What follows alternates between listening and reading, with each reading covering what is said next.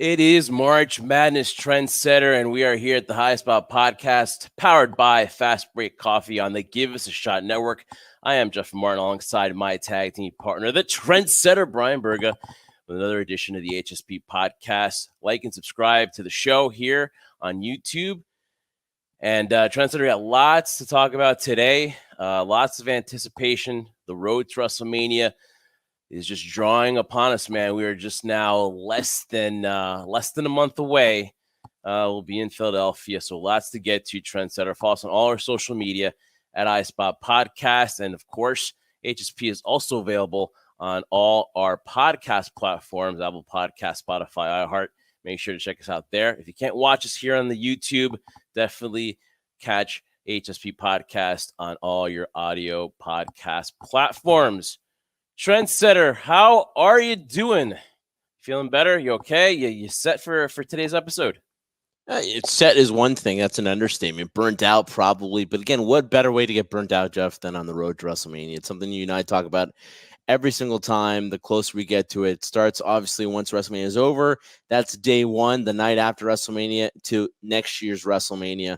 And just a great time, man. Like, again, it's an exhaustion. It's a labor of love. And, you're on no sleep basically during this whole time. But again, I don't care. I'm not going to be one to complain because there's just so much things to go on, so much excitement leading up to not just WrestleMania, but it's just an excitement right now in terms of what we're watching in terms of the product of the not just WWE, but AEW and all the other promotions out there that we speak of. So an exciting time. Wouldn't want it any other way. You know what you need to get yourself? Some fast break coffee. If you're burnt out, maybe get some of that fast break and maybe put a little pep in your step. All right, Trendsetter. So before we get raw here on the HSP Podcast, let's talk about John Cena a little bit at the Oscars. What were your thoughts with John Cena? Obviously, another person in the profile in Hollywood. You had The Rock, Bad Bunny. But just real quick on John Cena, your impression of him at the Oscars. Listen, John Cena has never been somebody who's never taken the next step to possibly embarrassing himself. He's always looking to entertain people more than one ways, I guess, but not the way I would see it. But again, it has people talking, and John Cena has never been bashful of making a fool of himself sometimes, or in this case, an ass out of himself. So kudos to him, man. It takes a lot of guts to do that. It has people talking. It's something that's breaking the internet in terms of people talking about it on social media. So if that was the reason why he did it, whether it was promoting the movie or the mere fact that now he's venturing into this new world, which is Hollywood, and doing a pretty good job of it, I feel, what better way to get attention than walk out on stage doing something that nobody would ever dare to do? See, I would have much rather him do that at the Golden Globes. Oh, get it? Anyways, yeah, more power to him. Trendsetter, I think you should do something like that for the show. How about we get you to do that for the intro one day? Maybe one day, depending on how many subscribers we get, I'd probably do it. So there's nothing that Trendsetter won't do. Or set the gym a little bit more, too, for myself. Yeah, so hopefully the Trendsetter. Yeah, you should be like, no, bro, you're in great shape. Thanks, man. Well, first knife in my back, always. And you're saying I'm mean to you. Okay. Oh, well. All right, Trendsetter. Hopefully. Okay, you do it. All you just need is to fine tune. That's about it, Trendsetter. All right. Let's get raw, Trendsetter. Let's talk about Monday Night Raw this past week. Lots to discuss. And I just want to talk about how on point Drew McIntyre is right now. He is just hitting on all cylinders. We've talked about this for the last few weeks now, the last few months, that he is just on a whole different level and heading into Raw. And he had that conversation with Seth freaking Rollins. And listen, Seth Rollins does not see Drew McIntyre as a threat. Even all this bravado now that Drew McIntyre possesses, the most important thing is that win-loss column, and Seth's got him beat there. So obviously they're setting the tone that right now Seth freaking Rollins, the visionary, is more focused on getting rid of the Bloodline and Roman Reigns than his matchup against Drew McIntyre for the WWE World Heavyweight Championship. Obviously, Trendsetter, he's definitely overlooking Drew. And if you take a look at the betting line, and we're going to talk about the betting line towards the end, but since we're talking about this matchup, all right, bettingonline.com gives you a whopping favorite here for Drew McIntyre. Drew McIntyre is minus 600 to beat Seth Rollins at WrestleMania right now. Seth Rollins is at plus 350. So obviously you put your money there. But the big money is on Drew at -600. Obviously, the betting odds will probably increase a little bit more as Seth Rollins gets more in depth here with the bloodline. But just your thoughts. They're clearly Seth Rollins is overlooking Drew. There's no question. I mean, that's the way they're portraying to be. He even said it, obviously, that he is his last priority. And again, if you're looking at it from the perspective of Seth Rollins, you can't blame him because he has soundly defeated Drew McIntyre despite all the scenarios that worked against him, still beat Drew McIntyre all the times they faced for the title. And now the mere fact that Seth Rollins is really extending himself here, where he is recovering from a knee injury, that's now he's cleared, he's 100% supposedly. Still the nagging back, which they like to portray a lot as well, and the mere fact that Drew McIntyre, like you said before, has been doing such a great job of really just showcasing a lot of his personality and doing it in such a great way, where I think he's been in home runs with all these promos and all these things he's been saying one-on-one. It makes a lot of sense. But with Seth Rollins right now, that's a scenario where he's been a fighting champion. And what better way in the sense, and we'll talk about it when we finally do break down the card for WrestleMania when it's finally official. It's a scenario where Seth is doing this on himself, because now by overlooking Drew, it just leaves the door wide open for, again, many scenarios that could possibly happen, but this is going to be working against Seth Rollins. It's putting the door open, most likely, that there is a more higher probability, you just said the betting lines right there, of Drew McIntyre walking out of Philadelphia, the new world heavyweight champion. That is the current odds, and the way this story is going, obviously it's going to be a big payoff for Drew McIntyre because of the whole bloodline angle. Drew's going into it. That's the only match he's focused on. He's been focused on this title for the longest time now. And obviously, unless something changes, unless Seth freaking Rollins pays Drew some respect, right now, as of today, Drew McIntyre looks to be walking away with that World Heavyweight Championship. And it's funny how Seth Rollins mentioned to Drew that he reminds him of somebody that he knew, which alluded to CM Punk, which, again, plants that seed of what could possibly happen in the future. Not between maybe Seth and CM Punk, but maybe Drew and CM Punk, right? So either way it goes, there's that seed planted for that possibility when CM Punk's ready to go. But also the mere fact that a lot of this stuff does make sense. And I was waiting for Drew McIntyre to say the line, "Stop me when I'm telling lies," because as much as Seth wants to portray Drew McIntyre as this new version of CM Punk, he is telling truths. And Seth is being, in my opinion, very naive of not listening to it, because any champion would pay attention to their opponent. And the mere fact that you're overlooking them just pits bad vibes for Seth Rollins. Karma will come back to bite him. And I love how the story is intertwined, because obviously they're setting down, when CM Punk does eventually return, a possibility of that feud with Drew McIntyre. So I love how everything is intertwining. And you got to think that Seth Rollins, after WrestleMania, maybe takes some time off, or maybe then turns his attention to Cody Rhodes, depending on what happens on night one. Listen, we'll get into that too as we head closer to WrestleMania with our WrestleMania preview show. But obviously, a lot of scenarios still in play, but obviously the favorite is for Drew McIntyre to walk away as a new World Heavyweight Champion. All right, Trendsetter, I've always talked to you about how, or actually you've told me, and we've lived through the best era in wrestling, and that's the Attitude Era. We always bring that up every time we have guests. Everything kind of leads to the Attitude Era. That's the time that we grew up in the Attitude Era. And so when there's talk about WWE getting a little bit more edgier, maybe with TKO and Triple H's vision, maybe it's going to be still geared to the parent, but still got to let that demo of the 18 to 49 have a little taste too. And obviously they're trying to, but here's what bothers me. And that's, for as much as we talk about, oh, we wish WWE was edgier, when they do it, there's so much pushback and there's so much sensitivity. And I just wish people just grew a set and would just let things play out. But when AEW does it, because that's been their tradition so far in their early stages, is push that line, curse on live TV, because they can, have these crazy matches where WWE wouldn't touch that. But when WWE tries to, even in their dialogue, do something, and I'm talking about the Candice LeRae and the whole Maxine Dupree situation, where Candice LeRae talked about her dead brother, brings him up, who passed away tragically in 2017.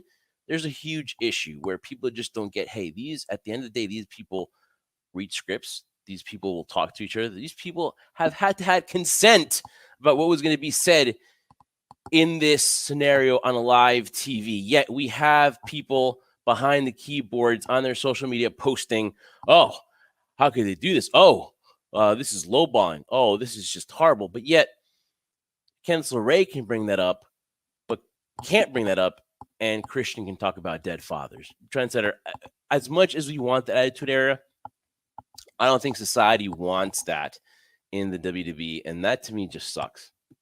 Well, when we're talking about strictly WWE, there's going to be that resistance to it because as much as people have been talking about this is what they want it closer back to the Attitude Era. They want edgier TV 14 type of vibes.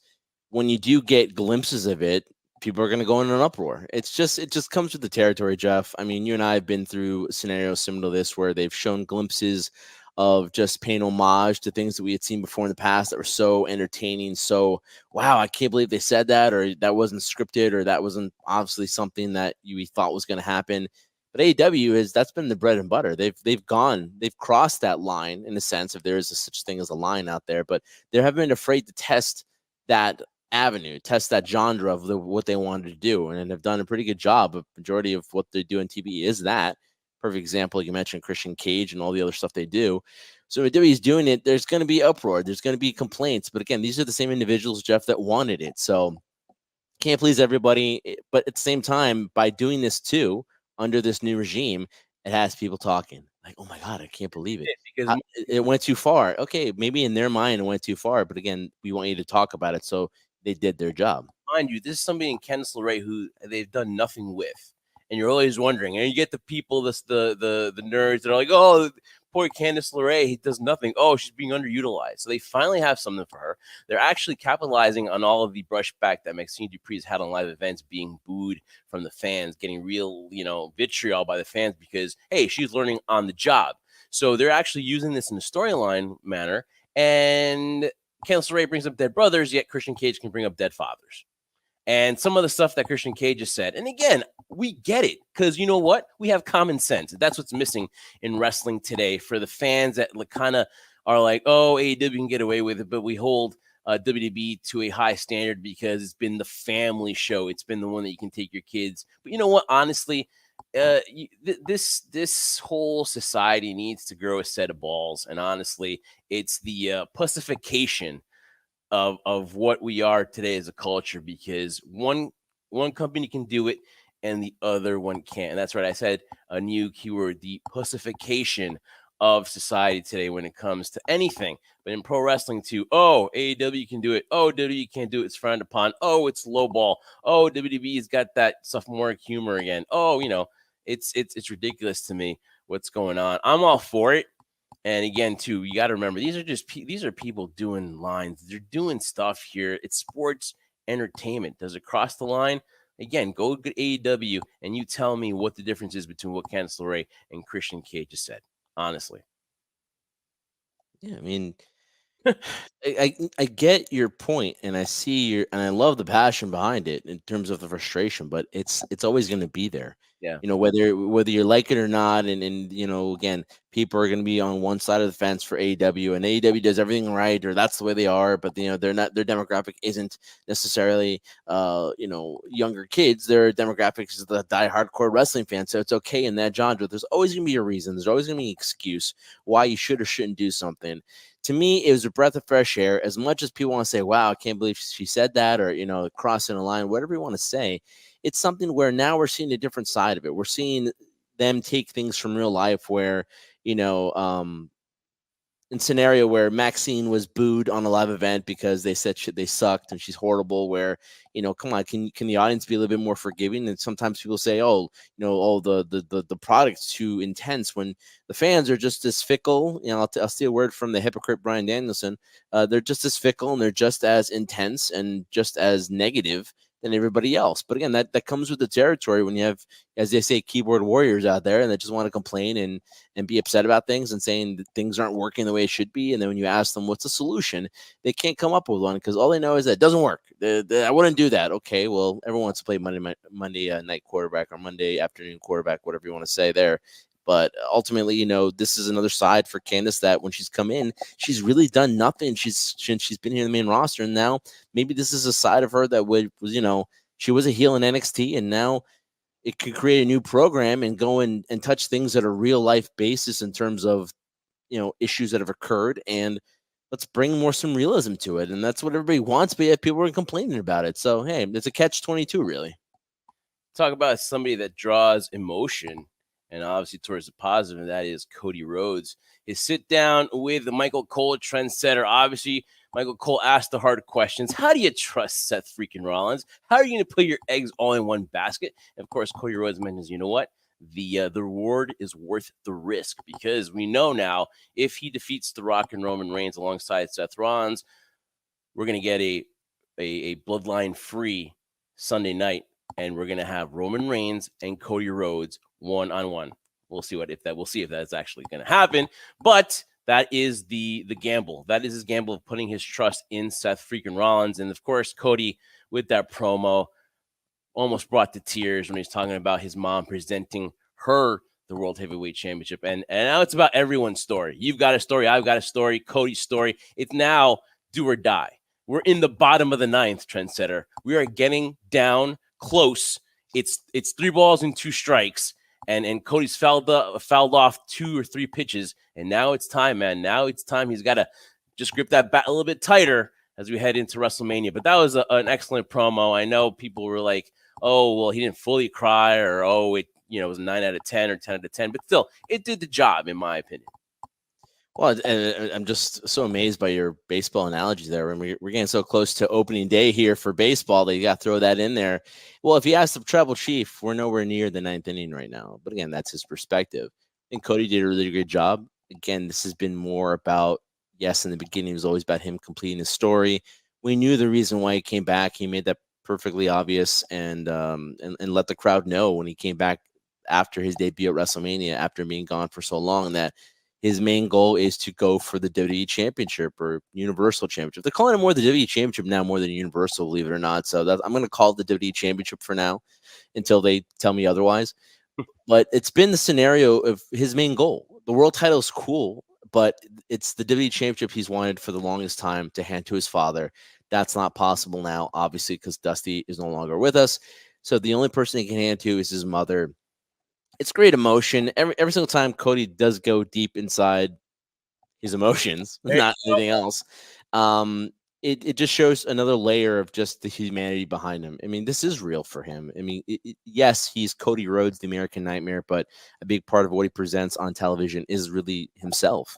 And that leaves you to be vulnerable to those types of emotions. A lot of people are bashing it too, saying, look at this guy. This is, everybody wants The Rock to be in this spot, not Cody Rhodes. So they're going to complain about it too. But at the end of the day, Cody has the ability of showcasing a lot of vulnerability. And the one thing I feel, similar to The Rock too, I'm not bashing The Rock here too. I'm a huge fan of The Rock as well.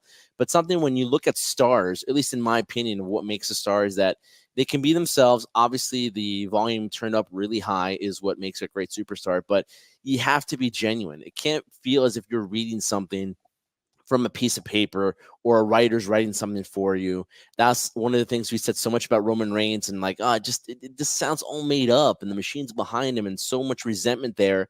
And now you go out there and you see Roman reacting like, my God, this is gold. This is amazing. Similar to Cody, not in the same light of Roman Reigns, because they're different people, obviously, different characters, but there's genuineness here from Cody. Every single time he grabs a microphone, granted, it's what you want to talk about, but you get genuineness from Cody and you feel it. And that's what draws the crowd, I feel, that are backing him and want him to be in the spot at WrestleMania to, quote unquote, finish his story. Yeah, I mean, it's something that we gravitate towards his passion, and it's what makes us relate to Cody. And it's like I said, like him with that sense of urgency and him knowing that this would be the last chance that he gets. Yes, he's talking as if this is his last shot. And he knows there's no tomorrow after this. So everything is lined up. There's no guarantee you're going to go through all this again and win a third Royal Rumble, right? So you have to grasp the moment. It's like in sports, like the 49ers, Deebo Samuel goes, everyone says, you'll get there next, you'll be there again and you'll be better. And he goes, well, it took us 4 years to get back to this spot. So you need to take advantage. And Cody's not want to be the Buffalo Bills of the WWE right now, where you make it to the championship game and then you choke in the end, basically. And here's another thing too, Jeff. Right, when you look at Cody Rhodes, just real quick, and I know we're gonna move on to something move on obviously further in the show, talk about other topics here. But another thing about Cody that I think is so important too is that when you look at guys like The Rock, Stone Cold Steve Austin, Hulk Hogan, I know a lot of people are gonna say, well, you can't put Cody Rhodes in that class, but the one thing, even Roman Reigns, I'm gonna throw in there, John Cena, we've seen them evolve from when they started in the industry to where they were in terms of the caliber of star they have been. We've seen The Rock when he came in as Rocky Maivia, Stone Cold Steve Austin as the ringmaster, Roman Reigns as part of the Shield, John Cena, wacky roll-up guy, ruthless aggression, then master of thugonomics. We've seen the evolution of these individuals, and people have seen the evolution of Cody from where he started to the American Nightmare. So I think that's another big part of it too. They've seen him grow up. The audience has grown up with him as well. And that's why I feel there's such a big backing behind him to be the guy, supposedly, but to have this spot for him. And one last thing, too, I think that as we head toward WrestleMania, if he does finish his story, and let's talk about, too, bettingline.com, as far as Roman Reigns and Cody Rhodes. Cody Rhodes is favored at minus 700 right now, and Roman Reigns is at plus 400 heading into Sunday, where they have their championship match. So obviously that the way things are leading to is Cody Rhodes finish that story. But again, it's also great to the people that are fans of Cody Rhodes that maybe have bet on themselves like Cody, and he's going to get rewarded. So again, we'll see what happens, and it'll be a great story when we maybe put this in a ribbon in a couple of weeks and talk about him finishing the story and just exactly the impact that this has as far as him going from WWE to AEW back to WWE and taking another chance that it was going to work this time around. All right, Trendsetter. Well, maybe not the story for Chad Gable because he comes up short. And hey, no short jokes to Chad Gable. Well, I'm the last to talk about that one. So he does not get a chance to go to WrestleMania. His road has kind of closed, and Sami Zayn's has opened up after a few months there where Sami Zayn didn't know how he's going to get to WrestleMania. Now he's vying for a championship. He's got to take the tall order, though, of trying to defeat Gunther, who's been champion for over 600 days. And at WrestleMania, we're going to get Sami Zayn and Gunther for the IC title. A lot of people starting the We Stand for Chad Gable, rooting for Chad Gable. You got to understand, man, like there is going to be another day for Chad Gable. They want you to be sympathetic. They want you to sympathize with the guy because he's going to be an underdog story. Is there time to get him in there? He obviously stated in an interview that he's not going to, look for another opportunity. He's going to accept it there, and he did not come up big, did not find a way to win. Sammy did, and he's going to WrestleMania. It just shows the caliber of guy Chad Gable is. I mean, I've seen Chad Gable in NXT to where he's progressed here, and even the horrible stint as Shorty G.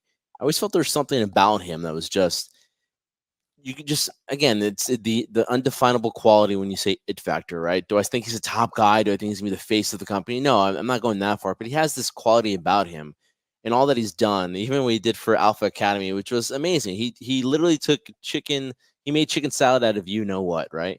And did a great job of doing it and showcased a lot of his personality of humor and just being one of those, shoosh, just so annoying as the part of the beginning of their intro and their theme song. So all these avenues that Chad Gable has gone through and all these roads he's taken, and then now we finally had the ability when he got in the ring with Gunther the first time to showcase more of the person of what Chad Gable is, a family man, of course, and his kids, and it just. The more Chad Gable was doing these vignettes, and listen, I love Sami Zayn. Really happy that he has an opportunity now to go for the IC title, right? But I was more invested in terms of story in Chad Gable. I wanted to see him in that spot because I felt as much as, Sami Zayn, kind of pitched his feelings of, losing confidence and things like that. And that was great as well, what he did. I felt more for Chad. I wanted Chad to get this opportunity. Not that he was going to succeed at WrestleMania, but have this match at WrestleMania to showcase who he really was. I feel he earned it, not necessarily deserved it. And after all he's done, he's proven that no matter what you give him, he's going to give it his all, and he's going to make it work or die trying, basically.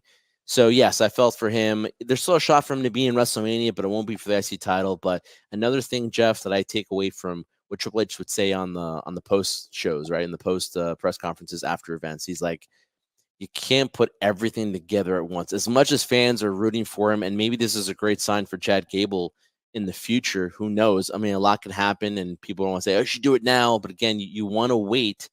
As much as people want to now, you want to wait because there's a better payoff supposedly down the road, and I think there is a payoff for Chad Gable, and I think there is a potential after this being an example of the company be like, you know what? If we put Chad Gable in another situation now, not that they don't know it already, we can trust him. He's going to give it 100%. Had a great match with Sammy.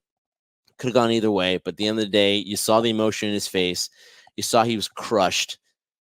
But at the end of the day, he took his loss like a man and said, "You know what? That's it. I'm not gonna continue this right now. It's not for me right now," and move on. So you felt that. You felt his emotion. You felt bad for him, and that's what you want as a superstar, Jeff. Right? You want to feel the emotions that these superstars are going because you're vicariously living through them. We talked about that with Cody, and now with Chad too. We're seeing this evolution of Chad Gable, where I feel that he's got a potential to do a lot more after WrestleMania in terms of really getting himself more known, separating himself from Alpha Academy. So my only issue with this is that while people think it's a missed opportunity, I think that, yeah, you're right. You can't put too much on this card because everything's centered already. You've got Bailey and Io Sky. You've got Rhea and Becky Lynch. You've got these two humongous main events that are coming up between Rock and Roman and Seth and Cody, and then Cody and Roman. And this could get lost. Well, it would be an amazing moment. The Philly fans would go nuts because Chad Gable, it would be the ultimate underdog and ending Gunther's streak.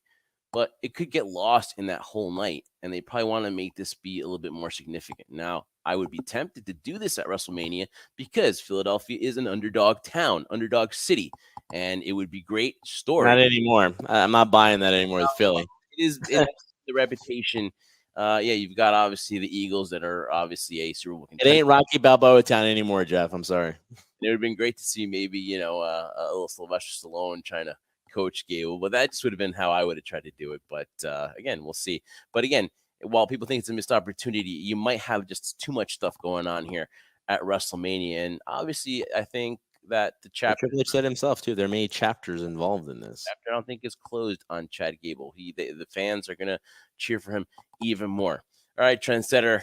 Coming off of Monday Night Raw, we had a tremendous SmackDown, and obviously we didn't get a chance to talk about this, but let's talk about the slap heard around the world. Let's talk about this past SmackDown where The Rock finally came face to face with Seth Rollins and Cody Rhodes, met up in the ring. And obviously the challenge was accepted by Seth. And then Cody Rhodes was able to kind of get the little parting shot with The Rock as he fired back at The Rock after messing with the man's dog, Pharaoh, after just talking all the smack on Cody. He said, bleep your story. And obviously he got smacked around at the WrestleMania press conference. Cody Rhodes gets his revenge and slaps The Rock, and we left it at that. But just the magnitude of that slap heard around the world on SmackDown, man. And obviously, you fans watched it because SmackDown with a 2,439,000 viewership. I don't know why I can't say that right. 2,439,000 people watched that on SmackDown on Fox with a demo of 0.69 between the 18 and 49 rating. And listen, thank WrestleNomics for those numbers. But your thoughts on that smack heard around the world? Well, don't worry about mispronouncing the numbers, Jeff. I know those are high numbers. You've never really seen numbers that high before in your life. 5. I mean, I understand. Before I dive into that, Jeff, just gotta go back. Like, look at the camera guy. Yeah. He's like really getting in there. Like he wants to see The Rock's veins explode from his head as Seth Rollins is screaming at him from having a midlife crisis. It's great stuff, man. It really is. I'm sure a lot of people thought when The Rock came back that this was the match everybody wanted, the fantasy matchup, Roman Reigns and The Rock. And my God, the promos that would be said here, and it's the bloodline, and there's turmoil in the bloodline, and somebody's trying to get the ownership and become the new tribal chief, all this stuff, right? But I feel even in this story, they've done a great job of showcasing, first of all, something we never thought we'd see in a while. When The Rock came back, every time he came back, people would go crazy. They still do, but he's a heel now. And he's going out there and taking his liberties, and I'm loving every single moment of it. The Rock's not afraid. I mean, what are you going to do? You're going to find The Rock? Honestly, he's basically the boss. You're not going to find him anything. You're not going to bleep him. I mean, they will obviously bleep him, but the intro. Oh, amazing intro, man. And again, when it comes to showcasing and the packaging of how you present things, nobody does it, I feel, better than The Rock right now. I mean, Roman's a close second too, and you can tell in that lineage, in that family lineage, that the things are really similar too. But listen, as much as people love that Roman Reigns entrance, man, and they put the ones up in the air, and the time of the manner in which he walks down there, similar to Randy Orton, takes his time to get down the ring. You're like, just get down the ring, god damn it. The Rock does an amazing job, and then obviously feeling those goosebumps on his arm and slapping his arm. It's all real, and the mere fact that you had Seth Rollins get in his face, and then the whole scenario where, of course, Rock had to repeat 3 or 4 times that if, when Roman and Rock defeat him, the Bloodlines are going to do everything they can to make sure Cody does not finish the story, does not win the championship. But then to end it too, and this is where I'll bring it up with Jeff, because he was getting into it. He was loving the back and forth. But as soon as Rock went in and talked about Cody's family and said that Cody was was a mistake, and Cody brings out the microphone. All of a sudden, you're seeing the ending credits to SmackDown. You're like, what's going on? Is it going to be Shawn Michaels and Bret Hart? We're going to end on, they ran out of time. And then Cody slaps him, and Rock has a sinister, evil look on his face as he turns and looks at Cody, and we go black, and we go dark, and it's over. I turned to Jeff when I saw it, and Jeff's like, like he was getting goosebumps here, dude. Goosebumps from it, and that's the amazing thing about it. You took something that was different, you turned it into this, and dude, like, as much as we love talking about this, I kind of feel bad in a certain way for all the other stories about, all the other things going on for WrestleMania. We have the Becky Lynches, the Rhea Ripleys, the Baileys, which nobody's talking about, but again, everyone's focused on this, which is why SmackDown hit the numbers they did. Imagine them not getting that in. That would have been nuts. That would have been Shawn and Brett all over again.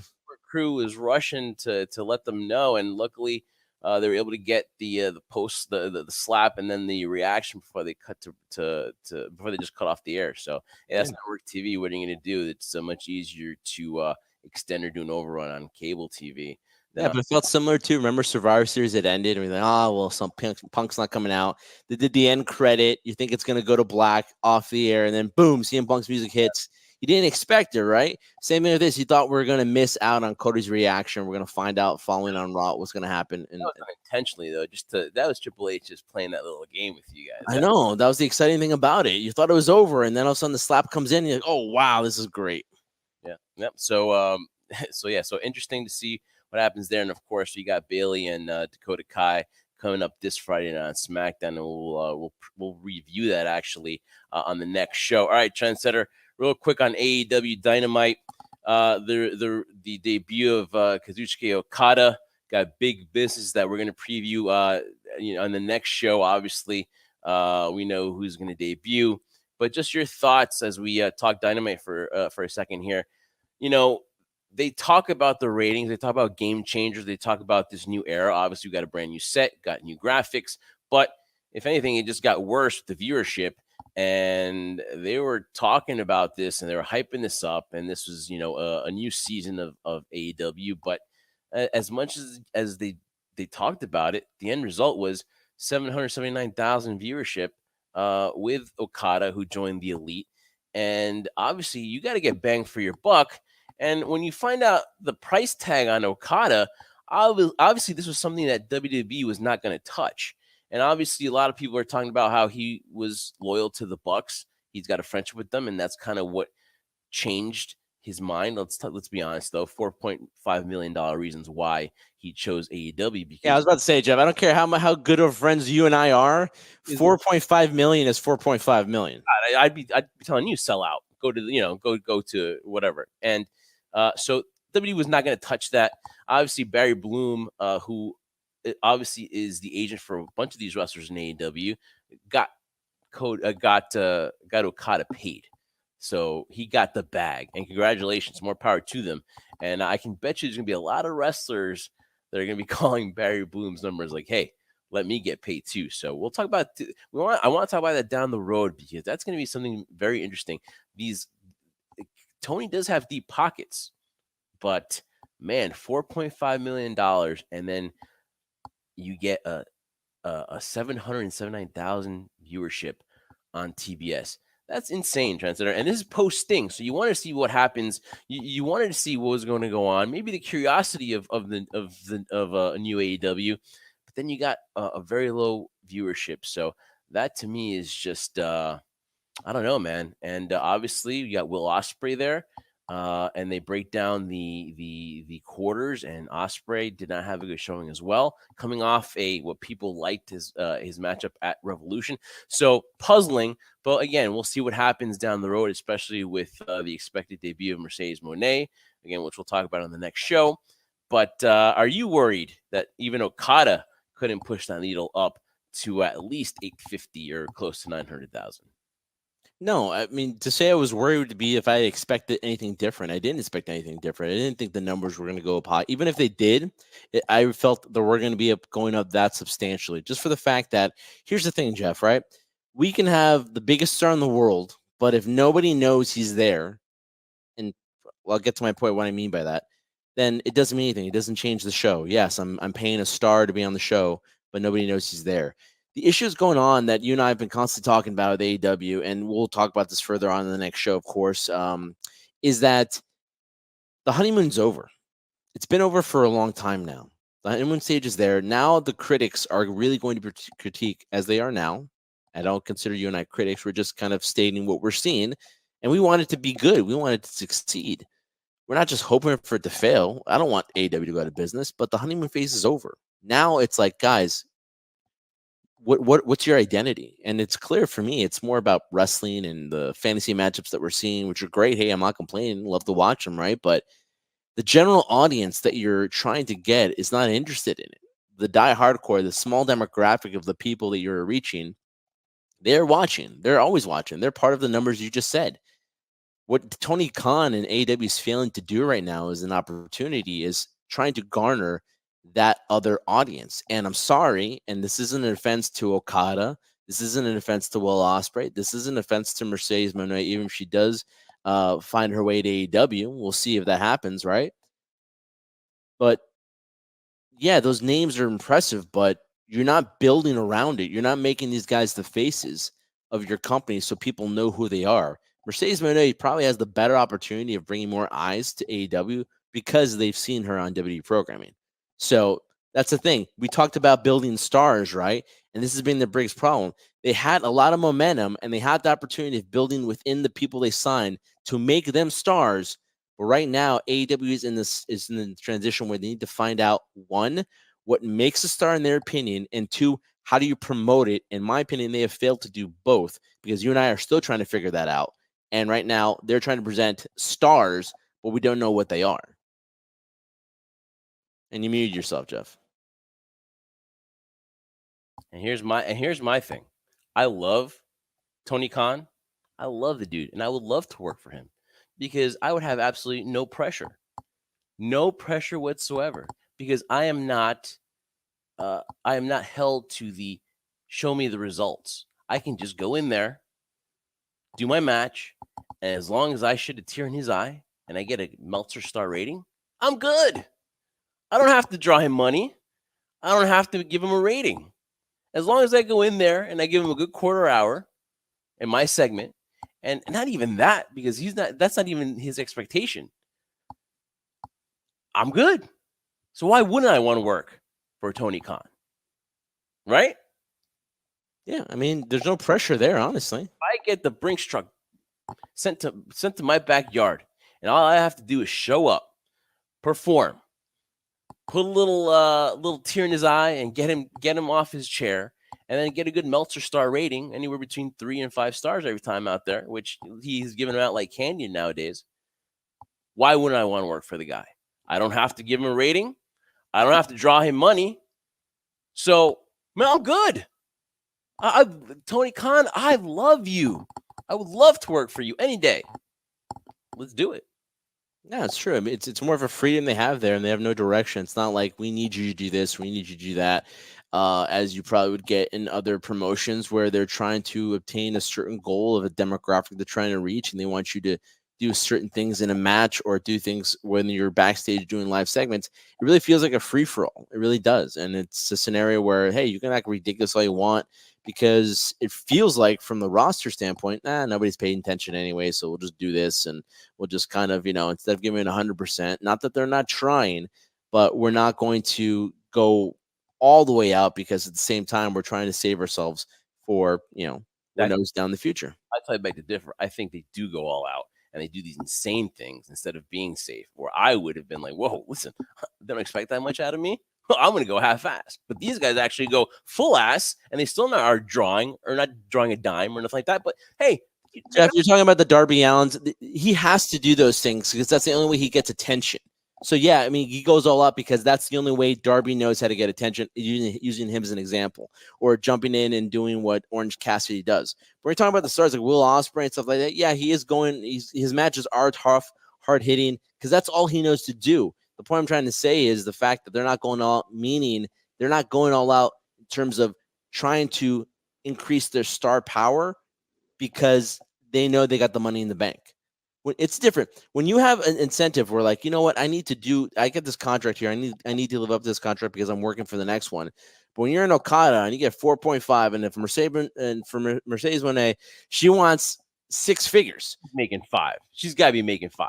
I know, but when you get that money, yeah, it's cool to get that money. But as we know, when and it's a bad comparison, Jeff, when you compare sports and sports entertainment, but same thing. When people get what they feel they're paid for, they act differently as opposed to when they're hungry and they want more. Yeah. I mean, again, too. What worries me about Will Ospreay is just the longevity. Because you look at that matchup of Revolution, you look at that matchup against Kyle Fletcher, you're paying a high premium for these guys. And for them to get injured, but not draw you any cash, not get your rating, not even be a top merch seller, I mean, we're going to find out. But it might be a little bit too early. So we're not burying them as far as like, hey, let's wait and see. But we will wait and see what happens. And we will see if Okada, Ospreay, and Mercedes Moné will be game changers for AEW. And then Trendsetter, let's also really quick on Mercedes Moné. The only thing she spoke about was she thanked WWE. Obviously, she's going to be in AEW. But then towards the end said that, hey, I'm going to be back in WWE. If you're Tony Khan, does that bother you? Yeah, it would bother me because you're like, hey, if I'm paying you this much because I want you to be part of AEW for the long haul, and then you're saying you'll be back in WWE. Now, if she was saying that in the sense of a judge, like, I'll be back in WWE, who knows? Maybe 5, 6, 7 years from now, Hall of Fame, whatever, which, that is up for debate when people want to debate it, right, in terms of what she's accomplished in WWE, then yeah. But it didn't sound as if she said, in my opinion, that, in the next 2 or 3 years, who knows, I'll be back. If I'm Tony Khan, I don't like that comment at all. And here's the thing, too. She mentioned more WWE than AEW because it's supposed to be a surprise. Hint in parentheses, because we know it's the worst kept secret. But she can't talk about AEW on that podcast. She's got to talk about her time in WWE. She thanks WWE. She thanks for the opportunities. It was the hardest thing to walk out on her life's ambition, and her dream was to work for WWE. And yeah, so you might catch me on my wrestling journey. That's all you said. Everything was WWE. And then to kind of have that focal point be like, hey, I'll see you in WWE down the road. Triple H is like, Mercedes, continue your wrestling journey. I'll see you in 2025. I want you to keep an eye on Chris Statlander for us, and then we'll both see you in around 2025 and 2026. That's, to me, what I took out of it, too. So that had to be good bang for your buck, Tony, there. I'm betting you it's like $5 million that he's dishing out for Mercedes Moné. Will she be a game changer? Obviously, we'll discuss that. We'll talk about. She needs to be healthy first. That's the big thing for her. She has the possibility. She has the potential of being a game changer. Everybody. She needs to be healthy. She has, out of everybody that they've signed, she has the biggest potential to do so. Obviously, you talked about she almost had a career-ending ankle injury too, so we'll see if that's fully healed. But obviously, it's wait and see with that. But looking forward to AEW this week. Trendsetter, the Hall of Fame just gets bigger and bigger. We got Paul Heyman we were able to talk about. And then also, too, Bull Nakano makes the Hall of Fame. Muhammad Ali, the U.S. Express. And then finding out that Thunderbolt Patterson also joins the list. I don't know if we get any more names there for the Hall of Fame, but it's going to be a pretty star-studded night on Friday after Friday Night SmackDown during WrestleMania weekend. The Hall of Fame That's the up-to-date names now that are in the Hall of Fame. Just real quick, man. Obviously, Paul Heyman heads the list, but that's not a bad group of names there joining Paul in this year's class of 2024. No, that class, you said it yourself, man. It's a good one, and it's probably gonna be headed by Paul Heyman, of course, the Philadelphia roots of ECW, and that'll be the final one there too. But you know, when you look at how can I word this properly? When you look at this class, and the Muhammad Ali, obviously, Nakano, U.S. Express, Rotunda, and Barry Windham, that'll be a good one. I think it's more of just you see in this version of it, in my opinion, this is the Paul Levesque selection of the Hall of Fame. This isn't the Vince McMahon selection. And it's true, too. This is the first for him of selecting the Hall of Famers that he feels deserves to be in it. So I feel this is the first of many that we're going to see individuals. And I'm sure a lot of people, listen, wrestling fans are loyal, right? To a fault. But they're loyal and they remember all the time. But sometimes they forget a little bit. And so I'm sure come the following class, and I'm sure there's one last inductee to be inducted in there. You're going to be like, oh, of course that guy should have been in there. Of course that girl should have been in there. It's at the longest time I think we're going to start seeing that down the road. So I'm really excited about this class. I like it. Of course, headed by Paul Heyman himself, the special counsel, and then I can't wait to hear that speech. But when you've heard him talk on TMZ, for example, he's the same Paul Heyman that doesn't like talking about his past accomplishments. I think that's just part of his personality. He doesn't like talking about the past, but he'll have no choice but be forced to talk about it and discuss it because he's avoided it for a while now. He's rejected it a few times, as he stated on TMZ, and not have accepted it here for where it's located and where it is. Couldn't have picked a better spot to do it in. So obviously, those are your names, the up to date. And like I said, actually, the Trendsetter just so eloquently said there might be one or two more names, or maybe one more. You never know. But the latest one is Thunderbolt Patterson. And then to wrap it up, Trendsetter, as now we officially talk about the road to WrestleMania. Let's talk about this. Obviously, Sami Zayn and Gunther has been added to the card, but also another match that's been added to the card is the six-pack ladder match challenge for the undisputed WWE Tag Team Championship. Finn Balor and Damian Priest. We have yet to find out. These teams will qualify starting Monday night. So we'll see who qualifies for these matches. But obviously, I love it. It's going to be a tough road for the Judgment Day here for Finn Balor and Damian Priest. Obviously, a ladder match is brought back into into WrestleMania, so that should be a very good matchup. And obviously, it's going to be a long night for Damian Priest and Finn Balor to have their titles hanging up really high on a ladder. I don't know. It just does not bode well for the Judgment Day. But obviously, a ladder match comes back to WrestleMania, Trendsetter. Honestly, it used to be the Money in the Bank, but now the tag team titles will be up there. And last time we got a surprise for a tag team, but I don't think we're going to get a surprise now. But your thoughts on the tag team six-pack challenge, a ladder match? Well, you never know. Never say never, right? In this industry, Jeff, that you and I are covering. I'm excited for it. You know how much I love tag team wrestling. Unfortunately, the tag team division hasn't been that deep in terms of teams. They really haven't showcased it as much. I'm hoping I'm hoping after this match at WrestleMania, they'll start doing a little bit more. Here's another road for Chad Gable and Alpha Academy to be part of this six-pack challenge. It's going to be Tozawa and Otis. So. Oh, okay. Tozawa and Otis. All right, so there you go. That my dreams, and as long as Chad Gable got crushed right there, Jeff. Thank you so much. You could have waited till after the show to tell me that, but okay. All right, whatever. Rather me tell you than have some schmuck on the internet say, hey, he doesn't even know that Tozawa is actually in there for a set of Chad. Yeah, but I wouldn't pay attention to it anyway, so I wouldn't care. You're the Trendsetter. Exactly. I don't care anymore. It's cool. It's going to be great to watch tag team wrestling. And it's going to be probably something that starts off the show, maybe night one, because there's going to be a lot of electricity there. So it's to see. I'm curious to see what they're doing with the titles too. I know we have the Raw and the SmackDown championships, the unified titles, but who knows what's going on here? I think right now we've seen the scenario of what they've done with the women's championship, what they've done with the men's championships. You can clearly see, obviously, the Intercontinental title and the U.S. title, two separate entities on two separate shows. You haven't seen that for the World Tag Team titles. They've unified them, yes, but are we going to get new titles? Is there going to be an unveiling at WrestleMania? I'm kind of hoping for that. And at the same time, are we going to separate them again? Are we going to separate now? There's be a SmackDown champion, there'll be a Raw champion, or will they have the scenario we're having now, which I like personally, where the tag team champions defended everywhere. They defended on SmackDown, they defended on Raw, they defended on NXT. I think one thing's for sure, though. I feel they should get rid of the two titles, the red and the blues. And I don't like that look anymore. That's the old regime. I want there to be a new regime here. So that's what I want for the tag team championships. So obviously, once we find out who makes the cut and who becomes part of this this match, we'll find out the betting odds here for Vegas. But just want to make sure specifically before we wrap up the show, we get you up to date now for you guys, because listen, betting's a thing, man, and we don't hide from it. I'm not a betting guy, but there's people that want to do that. So if you want the latest odds, we'll actually keep it up to date for you guys here as well. You know that Gunther and Sami Zayn, we know that. If you heard it previously, we opened up the show, we talked about that. You know the odds there. But real quick, Rhea Ripley and Becky Lynch, everyone's pulling for mommy. She's at minus 400. Becky Lynch starts at plus 250.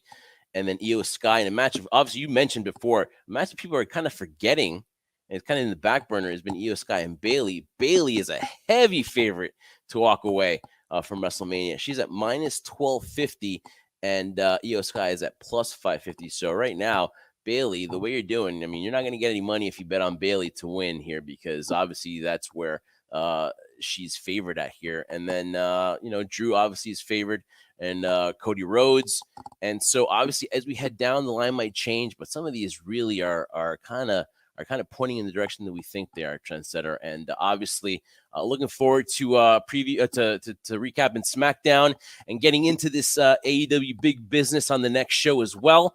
We are presented by Fast Break Coffee. Make sure you give us a like and subscribe here on the Give Us a Shot Network too.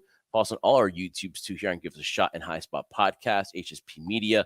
And again, always presented by the good friends here at Fast Break Coffee. Follow us on all our social media at High Spot Podcast, on the IG, on the X, and who knows, maybe in TikTok, maybe comes to a close pretty soon. You never know. So make sure you check us out there as well. And also too on all Apple Podcast platforms. Well, what are you grinning there, Trendsetter? This TikTok thing might go away. So we're glad we have other social media places where you can reach out to us. But again, very happy to be doing this and providing all this content for you guys. Again, we are the High Spot Podcast. We are the Jersey Wrecking Crew. And I leave it off to Trendsetter to bid us all a goodbye and farewell for today's show. Yes, thank you so much for that, Jeff. Guys, thanks so much for listening to this episode of the High Spot Podcast. I am the Trendsetter. He is my tag team partner, the Scoundrel, Jeff Martin. Love that hat in the background, Jeff. Thank you.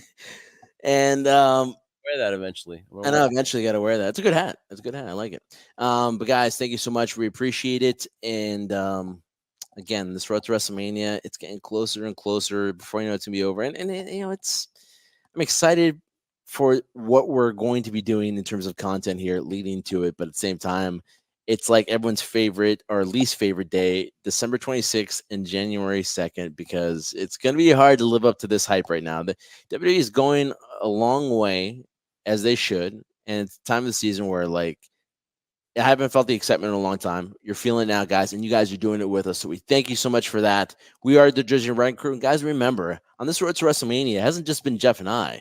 It's been doing it with you guys, the crew. Make sure you get that Fast Break Coffee, Trendsetter, so you get more pep in your stuff for the next episode.